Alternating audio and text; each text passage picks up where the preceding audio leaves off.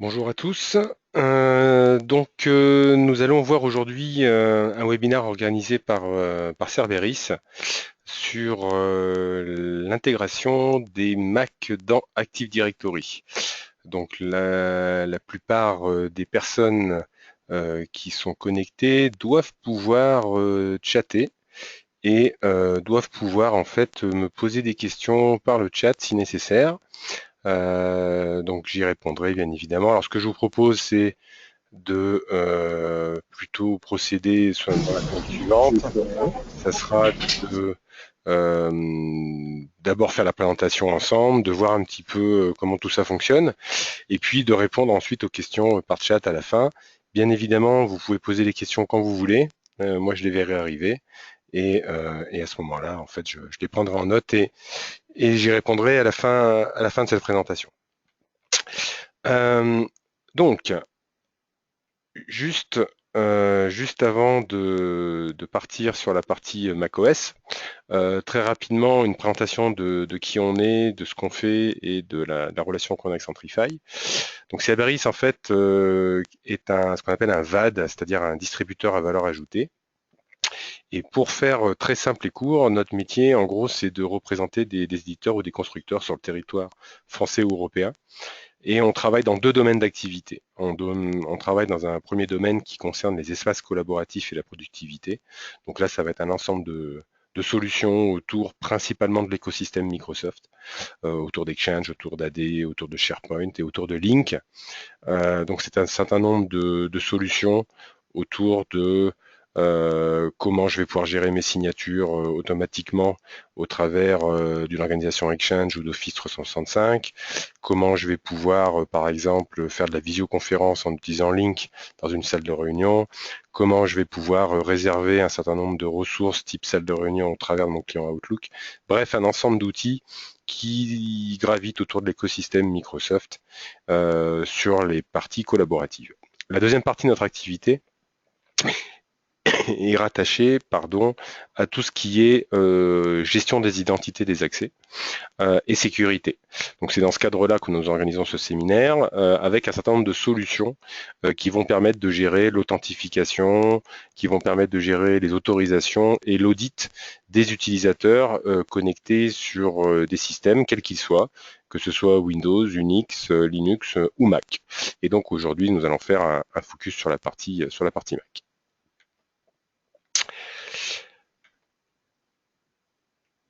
En termes d'interlocuteurs, donc moi je suis Sylvain Cortès, vous voyez ma photo en haut à gauche, vous pouvez avoir d'autres interlocuteurs dans la société en fonction de ce que vous voulez, désirez et des questions que vous avez. N'hésitez pas à m'envoyer un email s.cortes@cerberus.com si vous avez des questions complémentaires par rapport à ce séminaire. Je serai bien évidemment très heureux d'y répondre.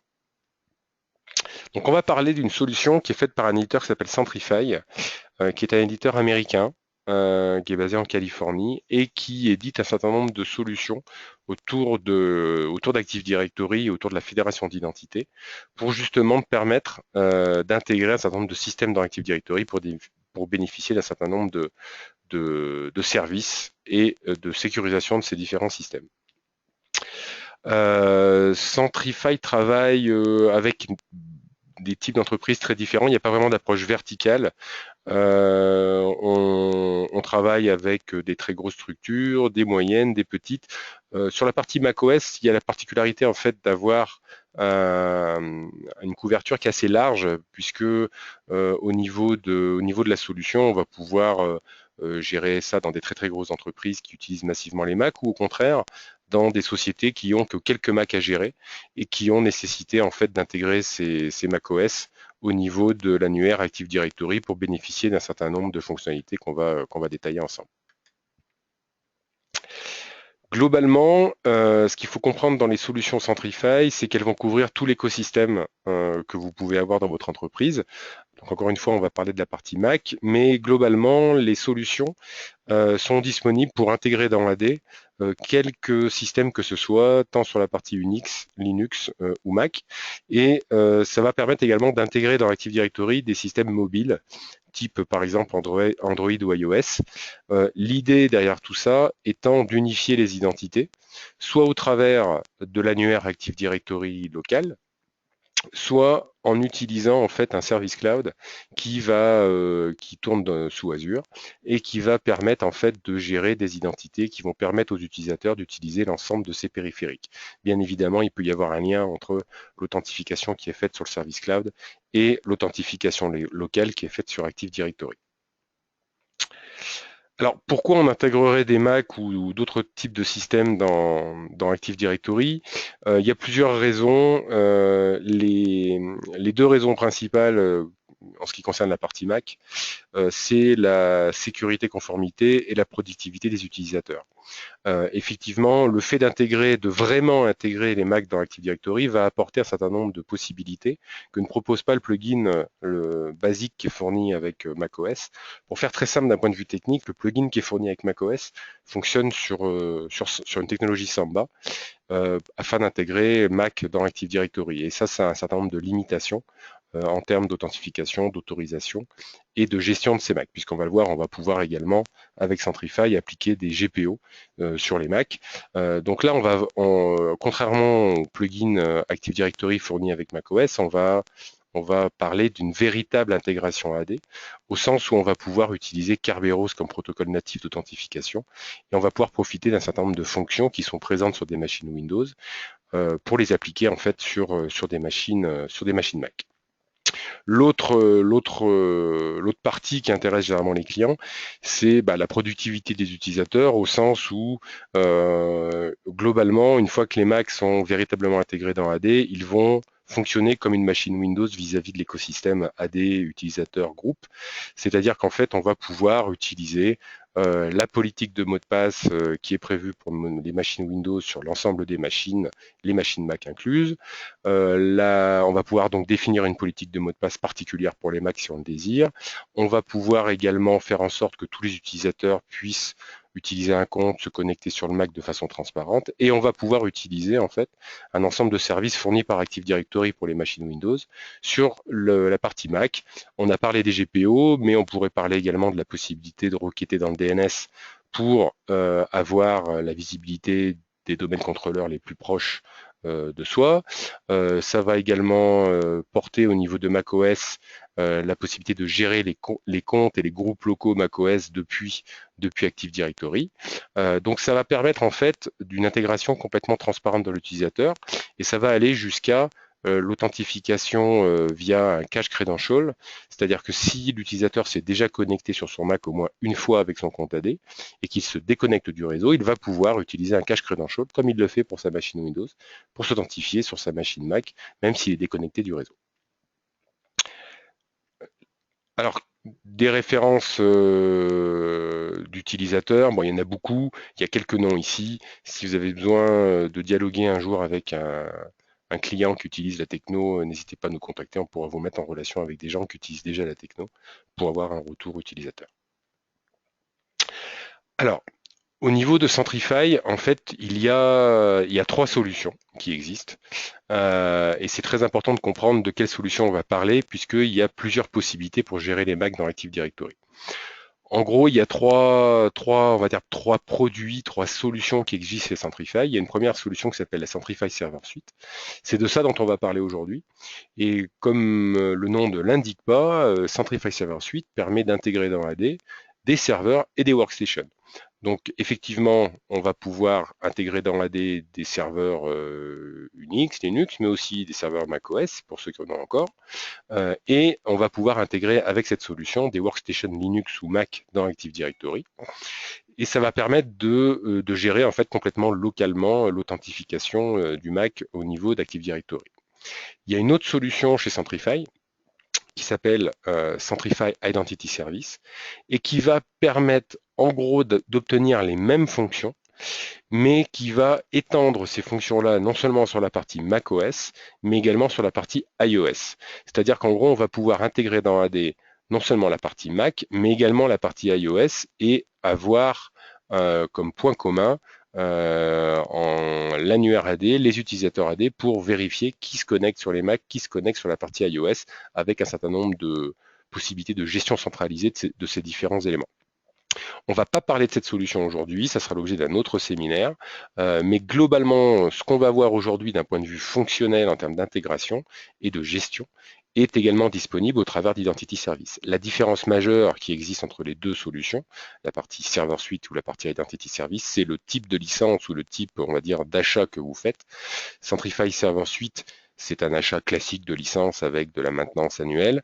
Centrify Identity Service, en fait, vous louez la solution et vous avez un coût mensuel qui peut varier en fonction du nombre de Mac ou du nombre de devices iOS que vous allez utiliser.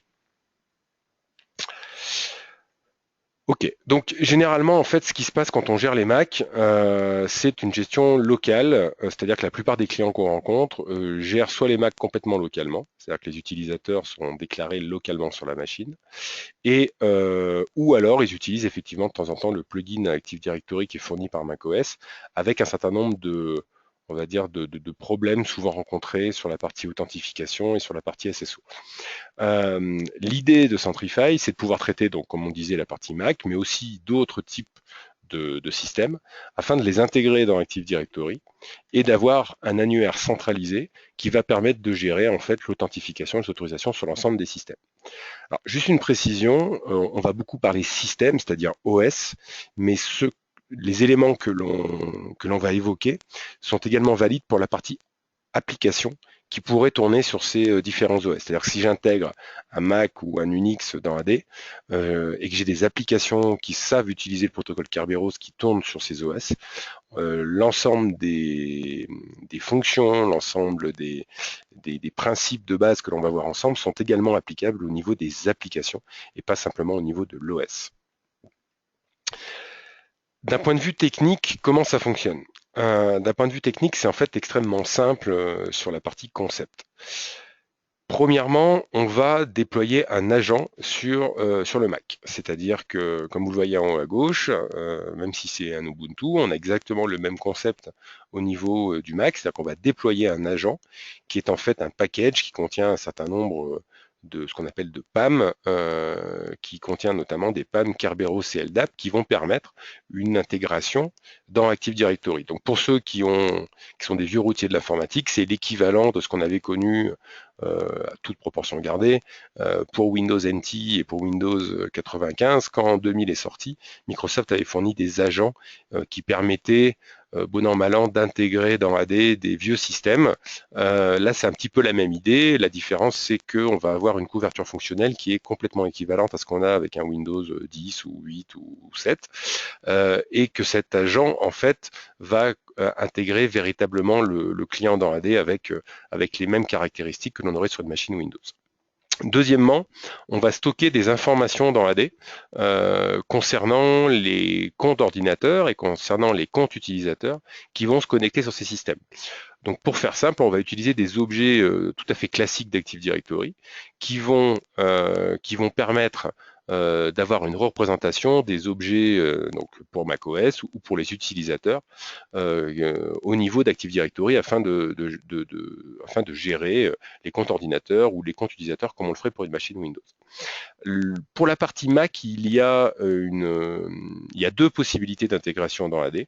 On en reparlera un petit peu plus tard. Une intégration, on va dire, qui est la même que ce qu'on pourrait faire pour les systèmes Unix ou Linux, où on a également le choix d'utiliser un type d'intégration particulier qu'on appelle l'autozone, qui permet de simplifier en fait à l'extrême l'intégration des Mac dans AD et d'avoir quelque chose d'extrêmement léger d'un point de vue administration.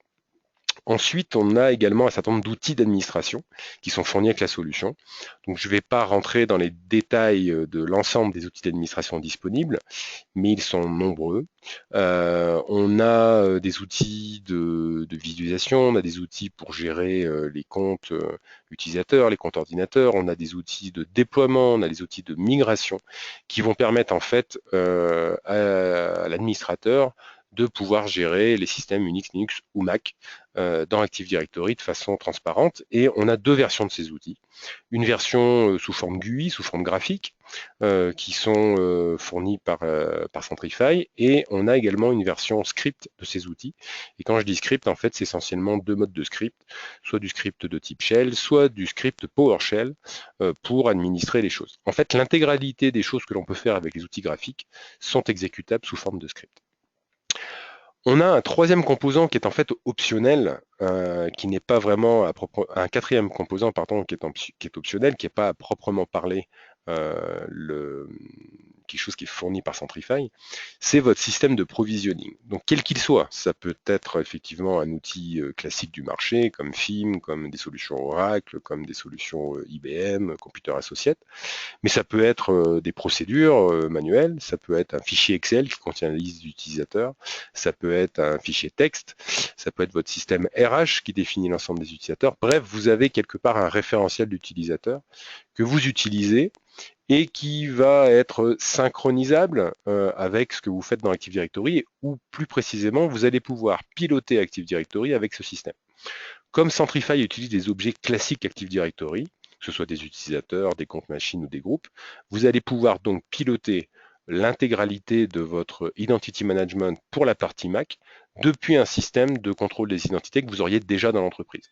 Donc bien évidemment, selon la taille de votre entreprise, selon votre organisation, ces éléments sont un petit peu différents. Si on regarde le fameux client Active Directory que l'on déploie sur les Mac, on peut retrouver en fait des composants, j'allais dire, assez classiques pour ce type d'intégration. On peut voir ici que l'on a en fait des éléments qui concernent l'authentification, c'est-à-dire des librairies Kerberos qui vont permettre depuis un Mac de s'authentifier via Kerberos au niveau d'Active Directory. On va voir que l'on a également le lien entre d'autres types d'applications, enfin d'autres types de login d'applications, c'est-à-dire par exemple SSH, FTP ou Airlogin ou ce genre de choses. C'est-à-dire qu'on va pouvoir utiliser les librairies Kerberos pour faire l'authentification SSH par exemple sur le Mac. On voit qu'on a également un module qui va permettre d'interpréter les GPO pour réaliser un certain nombre de tâches de gestion au niveau du Mac. C'est-à-dire qu'en gros, bien évidemment, les GPO que vous allez faire côté AD ne sont pas interprétés directement par l'OS, c'est l'agent qui va les interpréter et qui va ensuite réaliser un certain nombre de tâches de gestion au niveau de cet OS Mac. Comme on peut le voir, on a également la présence d'un cache credential que l'on peut activer ou non et qui va permettre, comme on le disait au préalable, d'authentifier un utilisateur sur son Mac qui se serait déjà authentifié au moins une fois sur celui-ci et qui aurait donc créé un cache credential comme on le fait sur une machine Windows. Alors, la notion de zone chez Centrify, c'est une notion qui est très importante. Et je dirais qu'il est un petit peu moins dans l'environnement Mac en fonction du type de zone qu'on va utiliser. Comme on le verra tout à l'heure, on a deux choix quand on intègre un Mac dans Active Directory. Soit on utilise l'intégration, on va dire, de zone classique, telle qu'on le fait avec les systèmes Unix et Linux, soit on utilise un autre système qui s'appelle l'autozone. Alors, pour faire simple, l'objet des zones, c'est de pouvoir gérer des UID différents en fonction des utilisateurs et en fonction des systèmes sur lesquels je me connecte. C'est-à-dire que je vais pouvoir imaginer migrer les UID existants au niveau de mes comptes machines, les intégrer dans Active Directory et de faire un mapping direct lorsque je vais m'authentifier entre cet UID existant et mon compte utilisateur. Donc on a un outil en fait qui permet de migrer et d'aspirer, si je puis dire, l'ensemble des attributs POSIX qui sont prévus pour les systèmes Unix, Linux et Mac, type l'UID, type le shell, le homedir, etc. Et on va pouvoir en fait définir des zones qui sont en fait des groupements de machines et définir un certain nombre de droits d'accès à ces zones en fonction des utilisateurs. Et l'avantage de récupérer les UID, c'est que vous n'avez pas besoin de revoir tout l'accès en fait aux ressources. Comme vous conservez les UID existants, vous n'avez absolument pas besoin de repasser sur l'ensemble des machines pour réinitialiser les droits d'accès au système de fichiers. Ça, c'est une première possibilité. Il y a une deuxième possibilité qui s'appelle l'autozone, et c'est ce qu'on verra en fait au niveau de ce webinaire, qui permet en fait de s'affranchir de la gestion des UID, de tout simplement intégrer le Mac dans AD, et ensuite de mapper un utilisateur avec un compte local, comme on va le voir juste après. Alors, je vais maintenant passer en fait à la partie démo.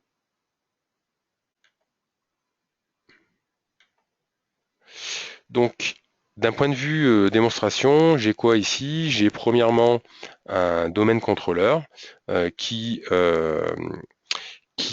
est sous Windows Server 2012.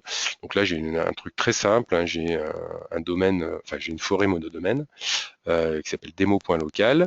J'ai installé les outils d'administration Centrify sur une machine dédiée, mais on pourrait imaginer l'installer sur également une machine de type domaine contrôleur ou même sur une workstation. Et puis j'ai également un macOS en dernière version El Capitan qui va nous permettre de faire un certain nombre de tests et de démonstrations au niveau de ce que je suis capable de faire.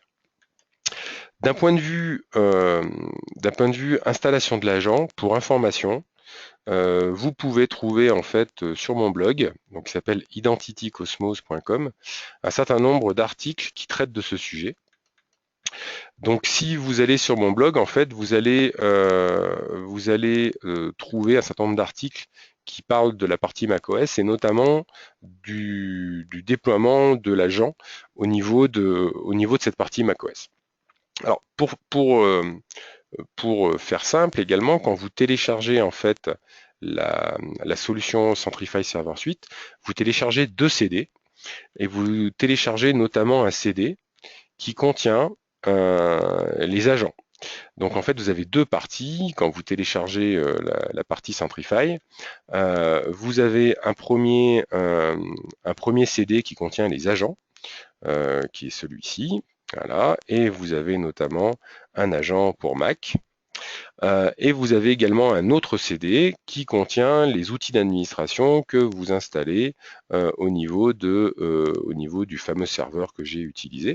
Donc c'est extrêmement simple. Sur la partie CD outils d'administration, vous démarrez le CD, il y a un assistant qui vous prend en main et vous installez les outils d'administration au niveau de votre machine. Au niveau de l'agent, il y a plusieurs moyens d'installer l'agent sur la machine.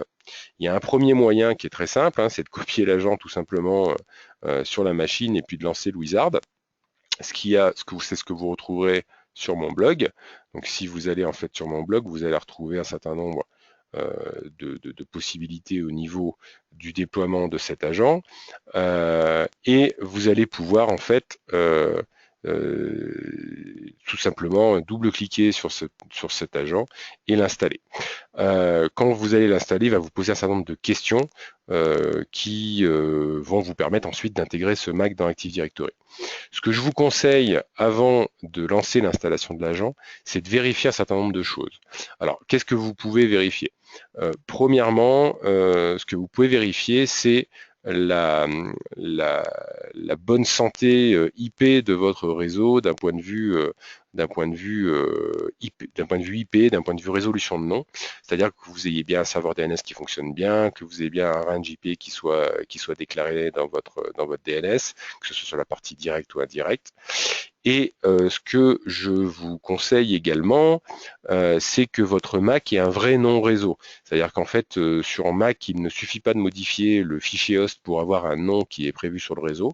Vous allez dans réseau ou network, et là, vous allez pouvoir renseigner en fait un certain nombre d'éléments, et vous allez pouvoir notamment renseigner quel DNS vous utilisez. Donc là, vous allez mettre le DNS Active Directory, et vous allez pouvoir également nommer votre nom réseau au niveau de votre Mac. Donc ça, c'est très important parce que ça veut dire que quand on va rejoindre le Mac dans Active Directory, derrière, en fait, on va réutiliser ce nom réseau pour créer un compte machine dans Active Directory.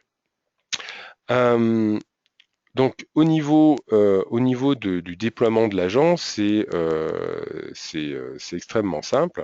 Vous allez en fait tout simplement déposer l'agent, le point DMG sur votre Mac, et vous allez l'installer. Vous allez suivre un wizard qui va vous permettre en fait de rejoindre Active Directory. Euh, Lors de ce wizard, vous allez avoir une question, en fait, comme je vous le disais à un moment donné, c'est quel type de zone vous voulez avoir pour rejoindre votre Active Directory. Et là, vous allez en fait avoir deux choix, donc les zones classiques ou les zones AutoZone. Donc moi je vous conseille, si vous testez la solution, de prendre AutoZone, parce que ça va permettre de simplifier complètement la gestion des Mac. La différence, c'est que si vous prenez AutoZone, vous allez avoir en fait la possibilité instantanée d'utiliser n'importe quel utilisateur au niveau de votre Mac.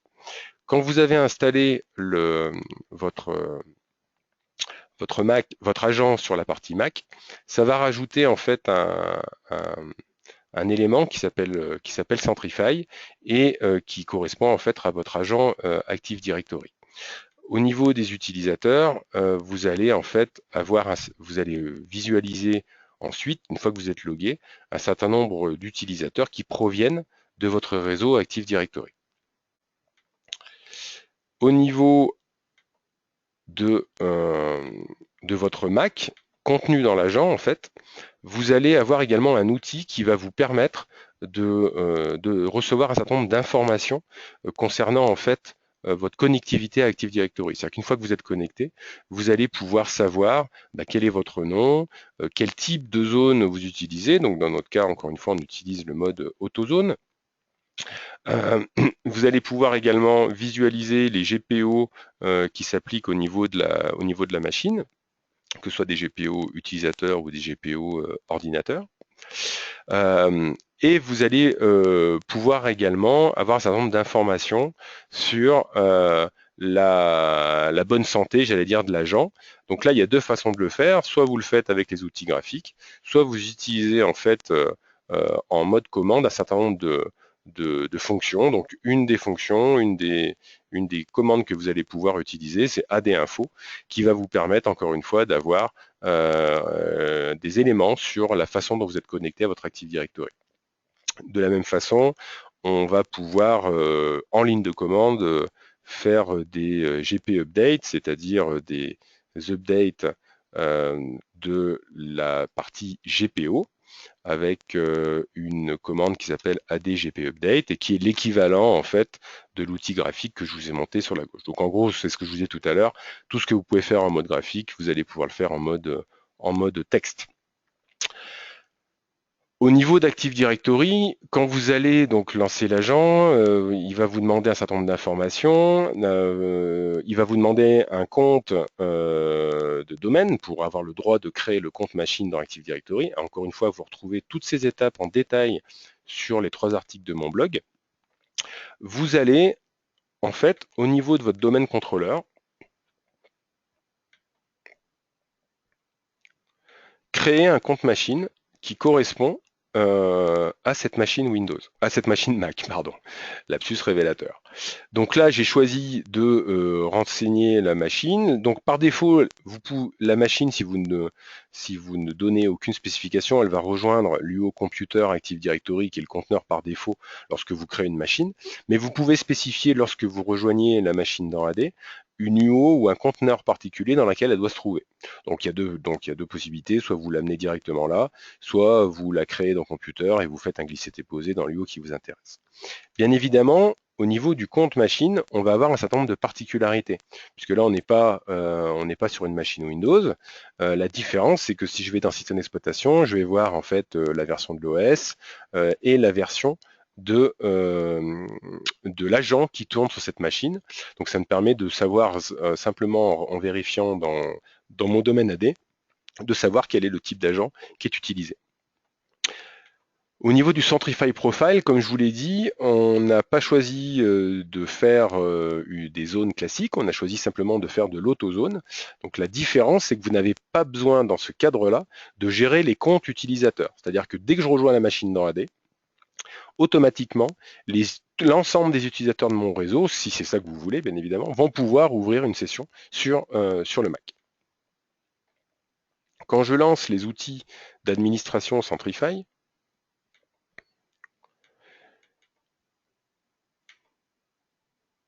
je vais avoir effectivement plusieurs éléments. Je vais voir en fait que j'ai ce qu'on appelle l'autozone et que donc cette autozone contient ma machine El Capitan. On voit au passage que si vous faites une intégration classique, vous utilisez ce qu'on appelle les zones hiérarchiques. Et là, les choses sont quand même un petit peu plus compliquées, mais ça correspond en fait à des niveaux d'utilisation un petit peu différentes. Et là, euh, au niveau de cette intégration, encore une fois, on utilise plus ça pour des systèmes Unix ou Linux. Ça permet d'avoir des fonctions très avancées.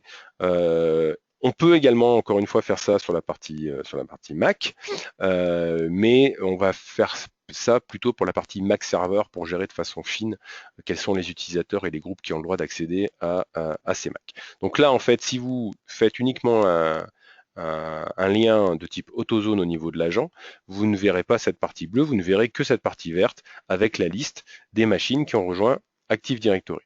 Dès lors qu'une machine a rejoint Active Directory, ça veut dire que je peux me loguer au niveau de ma machine. Donc, effectivement, si je prends un utilisateur qui est présent dans mon Active Directory, on va prendre par exemple Han Solo ou Luc, je vais pouvoir m'authentifier en utilisant mon mot de passe Active Directory et ouvrir une session. Donc là, je ne sais plus si c'est la première fois ou pas que j'ouvre une session au niveau de mon AD, avec cet utilisateur-là, je veux dire.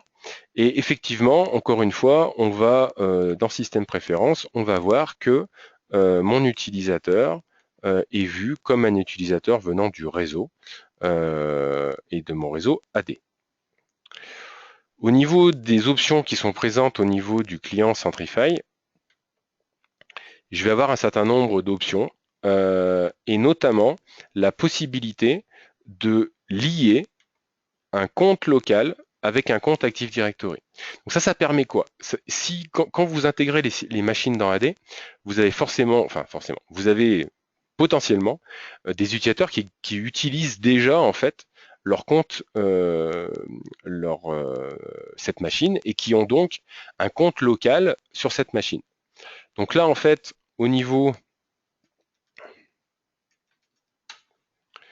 de ma machine, je peux, donc ça c'est un utilisateur qui est local en fait, qui n'est pas présent dans AD, c'était mon utilisateur avant que je rejoigne ma machine dans AD, mais je voudrais conserver en fait son environnement utilisateur. Donc à ce moment-là, le petit agent va nous permettre de faire un lien entre le compte local et un compte Active Directory qui serait présent. Donc là, l'idée c'est d'aller chercher un compte utilisateur qui serait présent dans mon annuaire et de le lier ensuite à ce compte local. Ça va avoir pour effet en fait de... Alors Florent n'existe pas, on va prendre autre chose, on va prendre Luc.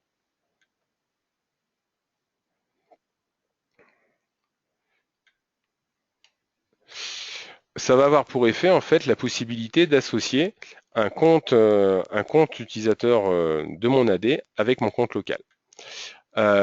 L'idée c'est de dire ok, ben, mon utilisateur il s'appelait Florent, alors non, en théorie votre côté AD il sera toujours Florent, et ça va permettre en fait, si je clique sur Reply, de remplacer en fait l'UID local par l'UID tel qu'il a été défini au niveau de mon Active Directory. Donc l'idée, encore une fois, c'est de faire les choses de façon transparente pour l'utilisateur. Alors techniquement, qu'est-ce qui se passe? Techniquement, l'outil va en fait supprimer le compte local Florent, mais va garder son home, va garder l'ensemble des composants qui sont rattachés à son profil utilisateur et va rattacher la nouvelle identité de Florent dans Active Directory à ce compte local au niveau du home. Donc en fait, à la fin, j'aurai conservé mon home directory avec l'ensemble des éléments, des raccourcis, des fonds d'écran, etc. Mais j'aurai rattaché ça avec l'identité de Florent au niveau de mon Active Directory afin de faire une migration complètement transparente.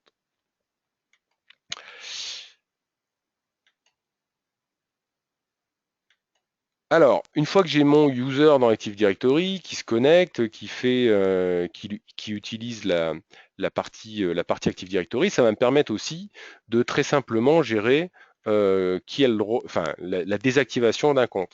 Donc, si par exemple, donc là, je vais me déconnecter du compte Luc. Si par exemple Anne, ou je ne veux plus que Luc puisse s'authentifier au niveau de mon Mac, je vais simplement désactiver le compte utilisateur. Et ça va avoir en fait pour résultante que Luc ne peut plus se connecter au niveau de ma machine. Voilà, donc là en fait j'ai désactivé le compte, automatiquement Luc ne peut plus se connecter sur la machine.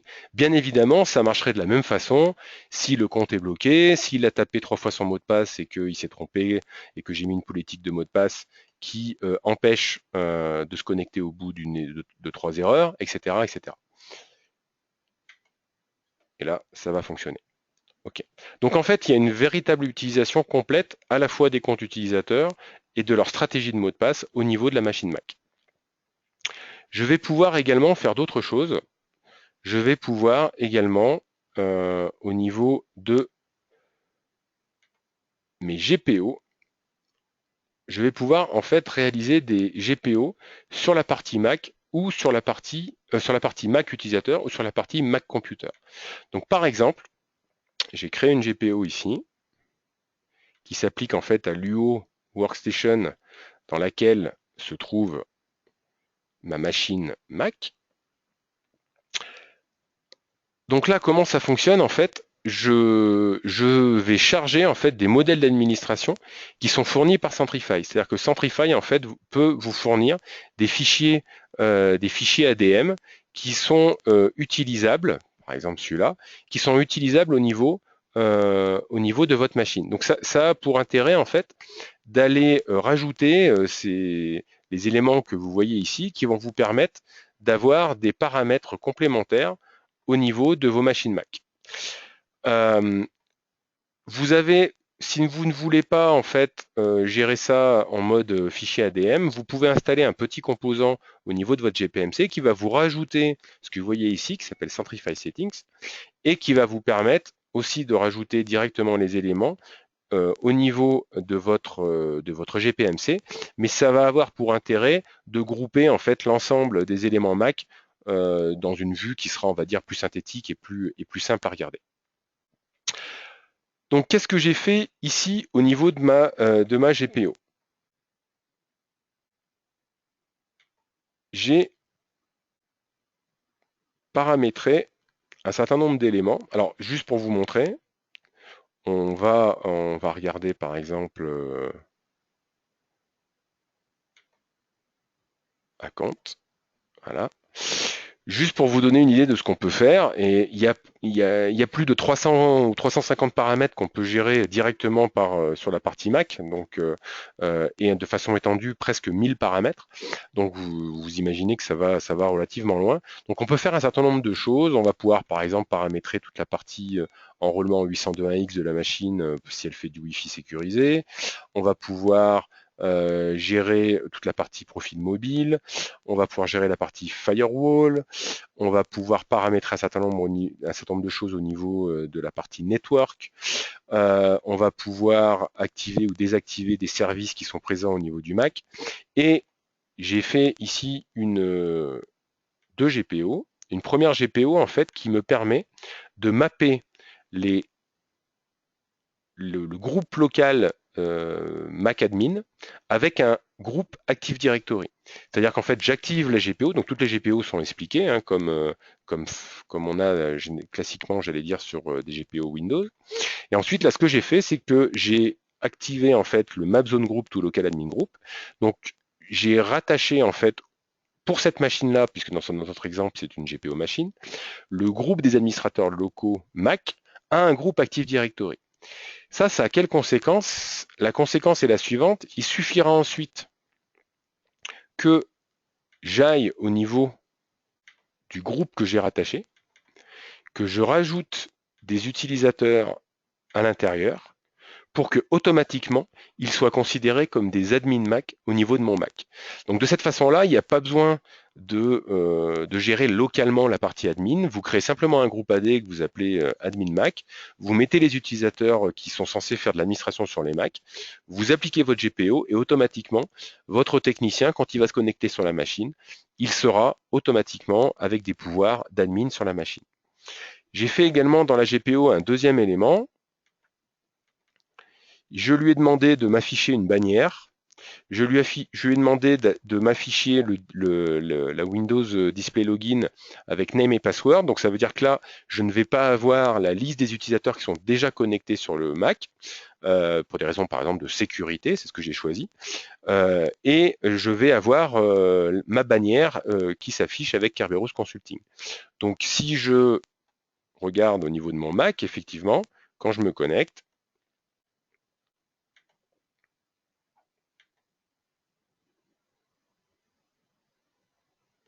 j'ai ma bannière qui s'affiche et j'ai ici une bannière qui m'enlève en fait au niveau de ma fenêtre de login l'ensemble des gens qui se sont déjà connectés parce que je ne veux pas pour des raisons de sécurité que quelqu'un puisse connaître le login name qui a déjà été utilisé au moins une fois sur cette machine.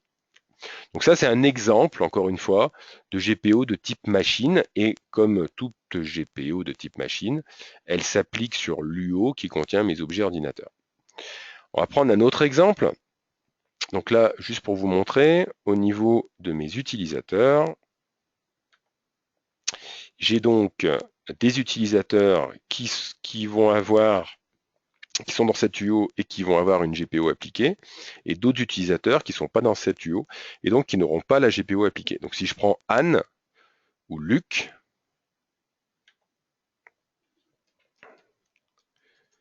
il n'a pas de GPO particulièrement appliquée au niveau de lui-même.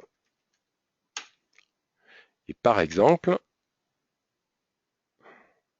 si on regarde ce que j'ai paramétré au niveau de ma GPO utilisateur, j'ai demandé à ce que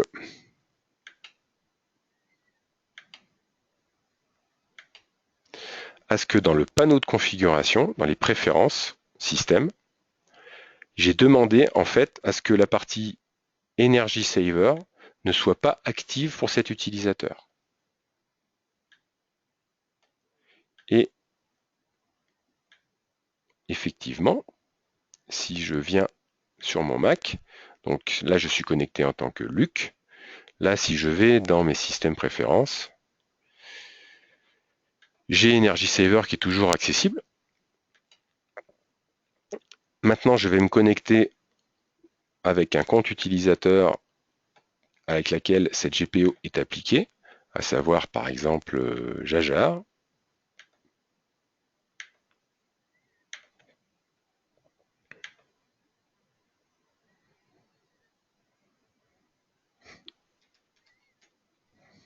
Encore faut-il que je me rappelle son mot de passe, mais c'est bon. Et ça doit être la première fois qu'il se connecte d'ailleurs. Et dans l'exemple de Jajar, en fait, Jajar fait partie du NUO utilisateur qui a une GPO qui lui empêche de voir la partie Energy Saver. Et comme vous le voyez, la partie Energy Saver, elle est grisée, je ne peux plus y accéder. Alors pour info, j'ai également demandé dans cette GPO de désactiver l'accès à la partie Centrify. Donc voilà, donc là on a vu en fait deux exemples. Un exemple de GPO qui s'applique à des utilisateurs, un exemple de GPO qui s'applique à des machines. Au niveau des GPO utilisateurs, j'ai d'autres fonctionnalités que ce que j'ai pour les machines, pour les machines. Et là, on a pareil un certain nombre de choses que l'on va pouvoir faire pour paramétrer l'environnement utilisateur. Donc tout ce qui est la partie doc, tout ce qui est la partie folder redirection, tous les paramètres de Finder, toute la partie automount pour monter automatiquement des shares sur le réseau, notamment si on veut faire du profil mobile, etc.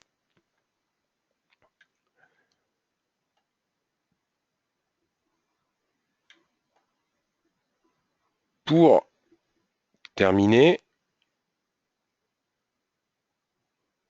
sachez que vous avez également au niveau des outils de déploiement des outils graphiques, c'est-à-dire que là, le fameux agent que vous voulez déployer, vous pouvez le déployer en fait de façon graphique avec un outil qui est fourni par la solution. C'est-à-dire que vous n'êtes pas obligé, encore une fois, de faire un script ou de copier localement l'agent sur la machine. Vous allez pouvoir en fait faire ça à distance depuis un outil graphique qui fonctionne sous Windows. Et alors, je vais me déconnecter de Jajar. Et je vais me connecter avec mon utilisateur Dark parce que Dark est admin local de ma machine. Parce que je l'ai mis dans le bon groupe.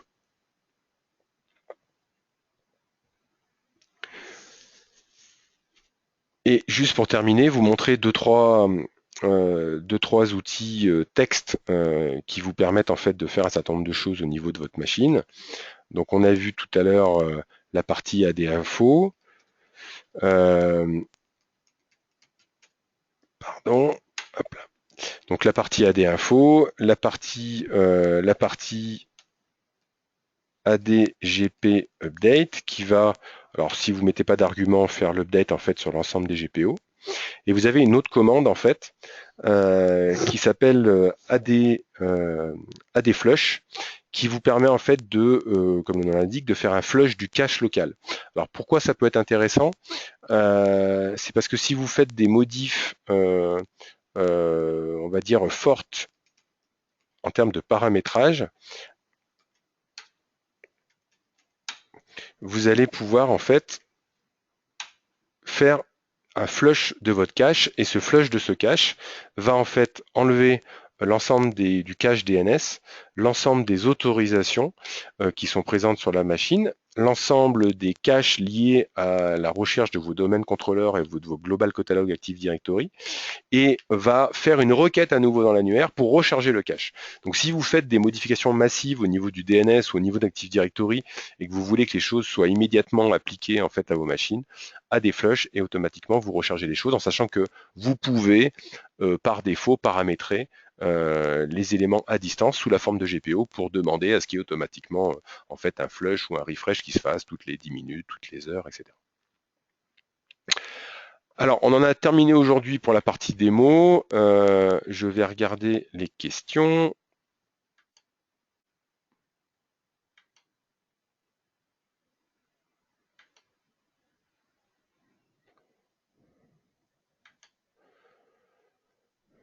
Alors, on me pose une question qui est sur quels sont les OS qui sont supportés au niveau de Mac.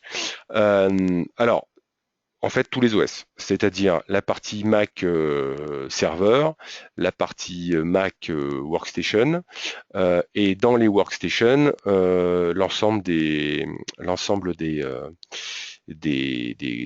distributions Mac sont supportées. La seule chose auquel il faut faire attention, c'est que quand vous téléchargez en fait le CD qui contient les agents, par défaut, si vous regardez le nom de l'agent, donc si on prend par exemple la partie Mac sur mon CD d'agent, voilà, en fait, le chiffre qui est marqué ici, le 19, c'est la plus petite version sur laquelle vous pouvez installer l'agent. Donc là, par exemple, vous pouvez installer cet agent sur la 19, la 10.10, la 10.11. Alors vous allez me dire, mais comment je fais pour la 18 et la 17 ? En fait, il suffirait de télécharger, parce qu'en fait, quand vous êtes client, vous avez un compte support sur lequel vous pouvez télécharger les CD. Et en fait, le 17 et le 18 sera disponible, mais sur d'anciennes versions de la suite. Donc si vous téléchargez par exemple la 2005.1 ou la 2015.1 ou la 2015, vous retrouverez non pas Mac 10.9, mais 10.8 ou 10.7. Et à ce moment-là, vous pouvez installer l'agent. Alors, j'ai une autre personne qui me pose une autre question sur la partie Kerberos et savoir si ça fait du SSO. Oui, la réponse est oui. Vous avez une intégration complète dans AD et on utilise Kerberos pour l'authentification comme une machine Windows. Et effectivement, ça veut dire que derrière, vous avez du SSO. C'est-à-dire que si vous accédez à un repository de fichiers, que ce soit de l'AFS, du CIFS, du SMB, l'utilisateur n'a pas besoin de se réauthentifier. Il va automatiquement en fait présenter son ticket Kerberos comme le ferait une machine Windows pour accéder au partage et il n'a pas besoin de se réauthentifier. Ok, alors au niveau des questions, oui, ici j'en ai encore une. Comment je fais pour savoir la liste des GPO disponibles? Alors en fait, il y a un document qui est contenu sur le CD. Alors attendez, si vous me laissez quelques secondes. En fait, comme je vous le disais, il y a deux CD. Il y a un CD qui contient les agents et un CD qui contient les outils d'administration que vous allez installer. Et dans ce CD qui contient les outils d'administration, vous avez un répertoire documentation qui contient toute la documentation. Alors par contre, n'ayez pas peur, hein, c'est parce que la solution elle est disponible pour tout environnement Unix, Linux ou Mac, donc il y a beaucoup de choses. Et il y a notamment en fait un document qui s'appelle le Centrified Group Policy Guide et qui vous permet d'avoir en fait, ça on s'en moque, qui permet en fait d'avoir donc il fait quand même 176 pages et qui contient en fait l'ensemble des GPO disponibles pour l'ensemble des OS et notamment sur la partie Mac et qui vous décrit en fait toutes les possibilités que vous pouvez avoir sur cette partie-là.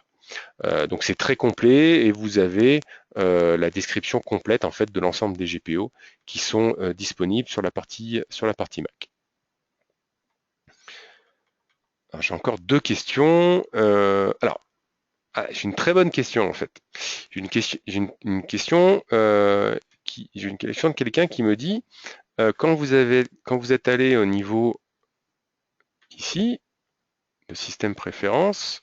Alors là, je ne vais pas pouvoir le faire avec lui parce que je lui ai bloqué l'accès à Centrify. On va le faire avec un autre compte. La question qui m'est posée, c'est quand vous avez fait montrer le lien possible avec un compte utilisateur local et un compte utilisateur du domaine, il y avait marqué un UID. D'où vient cet UID? Alors, je vais vous remontrer ça. Effectivement, si je viens ici et que je vais dans mes préférences système, que je vais au niveau des caractéristiques de l'agent Centrify, dans Account Migration, si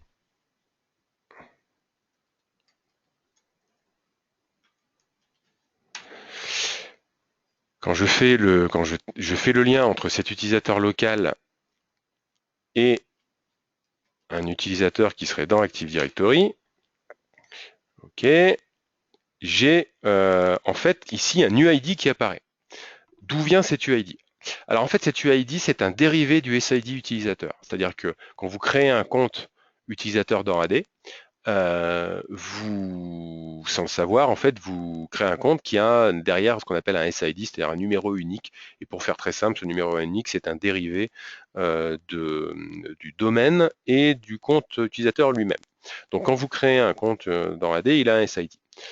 Et ici, en fait, ce qui se passe, c'est que l'agent, il va lire ce SID et il va l'interpréter sous la forme d'un UID pour la partie Mac. C'est là où il y a une différence entre si vous gérez des zones classiques ou des autozones. Dans des zones classiques, ce fameux UID, vous allez le définir au niveau d'AD, c'est-à-dire que vous allez le stocker au niveau d'AD et vous allez le voir. Quand vous faites de l'autozone, c'est l'agent qui est sur la machine Mac qui automatiquement lit ce SID et vous affiche un UID qu'il a lui-même en fait interprété. Et effectivement, cet UID n'est présent nulle part au niveau de l'Active Directory, c'est l'agent local Mac qui va en fait vous le générer. Mais comme c'est un dérivé du SID, si vous avez 3 machines Mac ou 4 machines Mac et que vous faites la même opération sur plusieurs machines Mac différentes et que votre compte est dans votre annuaire, en fait, l'UID dérivé sera toujours le même. Ce qui fait qu'en fait, l'UID que vous allez voir pour un utilisateur donné d'Active Directory, même s'il n'est pas présent et stocké au niveau d'AD, en fait, vous allez retrouver toujours le même pour un compte donné au niveau de vos différentes machines. J'ai une dernière question où on me dit, j'ai plusieurs questions et je voudrais savoir si je peux les poser par téléphone. Oui, vous pouvez les poser par téléphone. Alors pas aujourd'hui, mais le plus simple, c'est de m'envoyer un email. Donc je vous affiche mon email. Donc c'est s.cortes@cerberus.com et vous m'envoyez un email, on convient d'un rendez-vous téléphonique et vous pouvez poser toutes les questions que vous voulez. Je vérifie qu'il n'y ait pas d'autres questions.